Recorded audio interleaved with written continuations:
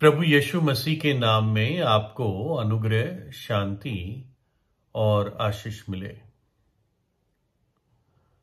ये कोलंबिया देश की कहानी है और कोलंबिया साउथ अमेरिका का एक देश है। अगर आप नक्शे में देखते हैं तो ब्राजील के ऊपर थोड़ा पड़ता है, नॉर्थ नहीं लेकिन ऊपर और थोड़ा सा वेस्ट की तरफ। और एक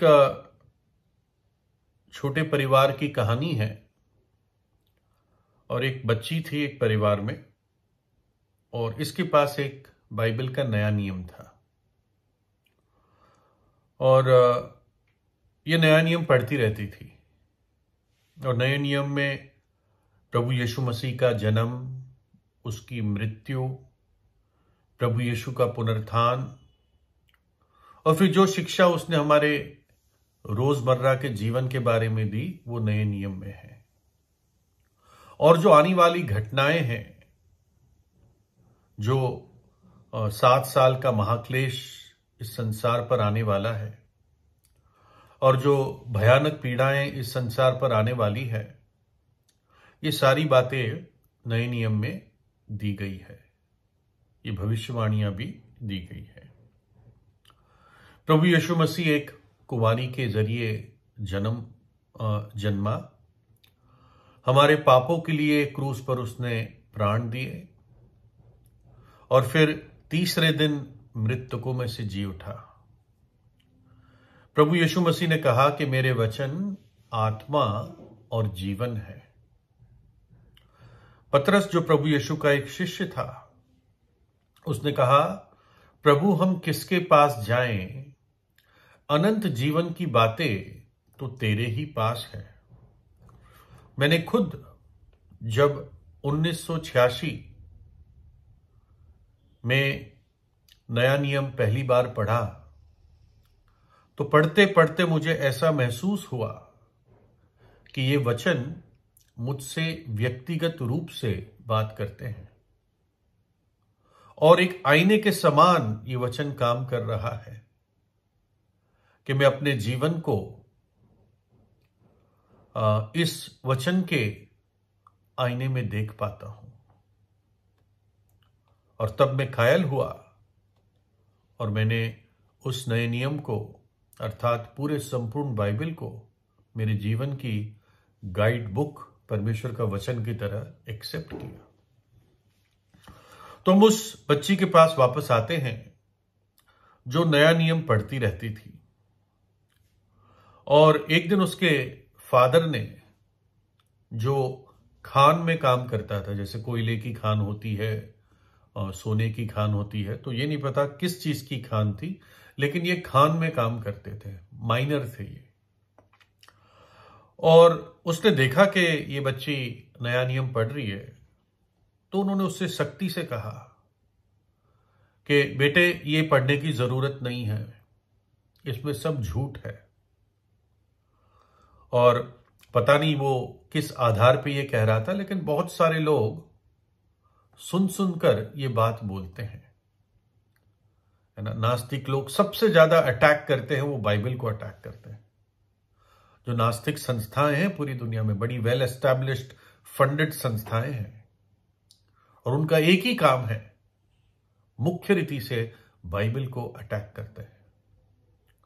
और जितना वो हमला करते हैं उतनी ही बाइबल सत्य अपने आप को प्रमाणित करती रहती है, क्योंकि वो जीवित और सच्चे परमेश्वर का, उसकी आत्मा का लिखा हुआ वचन है। और ये एक ही पुस्तक है जो सबसे ज्यादा पढ़ी जाती है पूरी दुनिया में, जो रोज पढ़ी जाती है और सबसे ज्यादा लोग इसको पढ़ते हैं। ये पहली पुस्तक थी जो प्रिंटिंग प्रेस में छापी गई। तो बच्ची ने अपने फादर की बात, अपने पापा की बात ना मानकर पढ़ती रहती थी।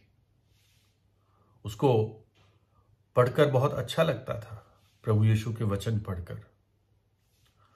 और एक दिन पापा ने फिर बच्ची को पढ़ते हुए देखा, उसने नए नियम को उससे छीन लिया और अपनी जेब में रख दिया, और उनको काम पे जाना था तो काम पे चले गए।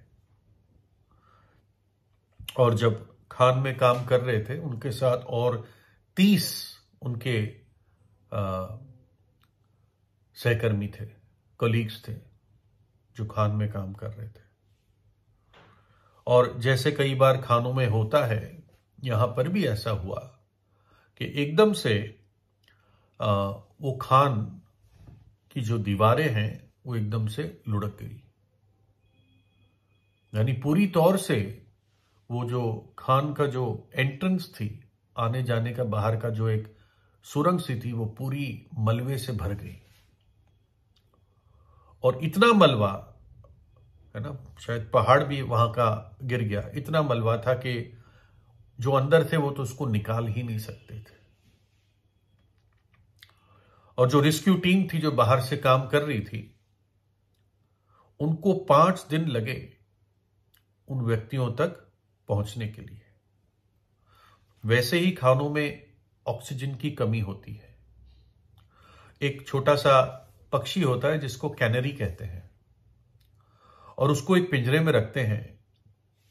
और आजकल तो चलो मीटर्स और डिवाइसेस होते हैं ऑक्सीजन की मात्रा को टेस्ट करने के लिए, लेकिन उन दिनों इस पक्षी को ले जाते थे पिंजरे में और आगे आगे जाते रहते थे। जहां पर पक्षी थोड़ा सा फड़फड़ाता था तो पता चलता था कि यहां पर ऑक्सीजन की कमी है। तो वैसे ही ऑक्सीजन की कमी थी और ये पूरा सब कुछ मलबे से ढक गया, मानो के सील हो गया। और बाहर से रेस्क्यू टीम काम करते करते 5 दिन के बाद वो उस पूरे रास्ते को खोल पाए, लेकिन बहुत देरी हो चुकी थी। सारे 31 लोग वो मर गए। इस बच्ची का पापा भी उसी में मर गया। लेकिन जब उन्होंने उसको पाया तो वो बैठा हुआ अपने हाथ को प्रार्थना के भाव में जोड़े हुए नए नियम को ऐसे करके वो चल बसा था। और उन्होंने उस नए नियम को खोला और वहां पर एक नोट लिखी थी, कुछ पंक्ति लिखी थी कि मेरी बेटी के लिए, मतलब ये नोट मेरी बेटी के लिए है।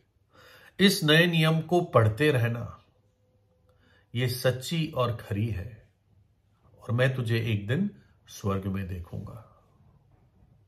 उस 5 दिन में, उस मुश्किल में, जब इनको मालूम था कि बचना बहुत मुश्किल है, तो इस व्यक्ति ने इस नए नियम को पढ़ा और उसको फिर आश्वासन था कि अब मैं अपनी बेटी को स्वर्ग में देखूंगा। ये कुछ बाइबल्स के पीछे एक प्रार्थना लिखी होती है, उसको पापी की प्रार्थना कहते हैं, सिनर्स प्रेयर। तो जब रेस्क्यू टीम ने या जो भी लोग थे उन्होंने आखिरी पेज पे गए नए नियम के, तो वहां पर यह प्रार्थना लिखी थी, प्रिय प्रभु यीशु, मैं जानता हूं कि मैं एक पापी हूं और मैं आपसे क्षमा मांगता हूं। मुझे विश्वास है कि आप मेरे पापों के लिए मरे और मरे हुओं में से जी उठे। मैं अपने पापों से फिरता हूं और आपको मेरे दिल में आने और मेरे जीवन का परमेश्वर बनने के लिए, प्रभु बनने के लिए आमंत्रित करता हूं। मैं अपने प्रभु और उद्धारकर्ता के रूप में आप पर विश्वास करना और उसका अनुसरण करना चाहता हूं। ऐसा ही हो। तो ये तो छपी हुई प्रार्थना होती थी, लेकिन नीचे इस बच्ची के पापा ने साइन कर रखे थे। और फिर और एक पन्ना पलटा तो देखा तो 30 लोगों के जो मर गए उनके भी सिग्नेचर थे। यानी इन्होंने ये 5 दिन क्या किया, या पहले 2-3 दिन जब तक थोड़ा बहुत ऑक्सीजन था, इन्होंने नया नियम पढ़ा। और फिर इस बच्चे का पापा ही शायद उन 30 को समझाने का माध्यम बना कि हम जिए ना जिए मालूम नहीं है, लेकिन एक चीज तो कर ही सकते हैं, अपने जीवन को परमेश्वर के साथ सही कर सकते हैं जितना हमें मौका मिला है। अपने पापों से पश्चाताप कर सकते हैं, क्योंकि प्रभु यीशु पापों की क्षमा देने में योग्य, सामर्थी और इच्छुक है। प्रभु यीशु ने कहा, मेरी भेड़ें मेरा शब्द, मेरी आवाज सुनती हैं और मैं उन्हें जानता हूं और मेरे पीछे पीछे चलती है और मैं उन्हें अनंत जीवन देता हूं और वे कभी नाश ना होगी और कोई उन्हें मेरे हाथ से छीन ना पाएगा। और अनंत जीवन यह है कि वे तुझ अद्वैत सच्चे परमेश्वर को और यीशु मसीह को जिसे तूने भेजा है जाने। जबकि 31 के 31 खान में काम करने वाले मर गए, लेकिन उनको ये बहुत बड़ा आदर मिला कि अपने पापों से पश्चाताप करके अब वो परमेश्वर की उपस्थिति में प्रवेश किए। उन्होंने अनंत जीवन पाया। एक आशा रहित और पाप से भरी मृत्यु में उन्होंने प्रवेश नहीं किया। वो नरक नहीं गए, है ना।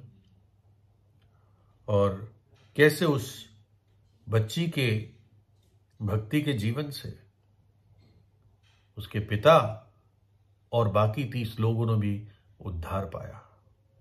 विनाश से और परमेश्वर के दंड से वो बच गए। प्रभु यीशु ही वास्तव में इस जीवन की सच्ची आशा है। प्रभु यीशु पर विश्वास करें, उससे प्रार्थना करें। प्रभु यीशु आपको आशीष दे।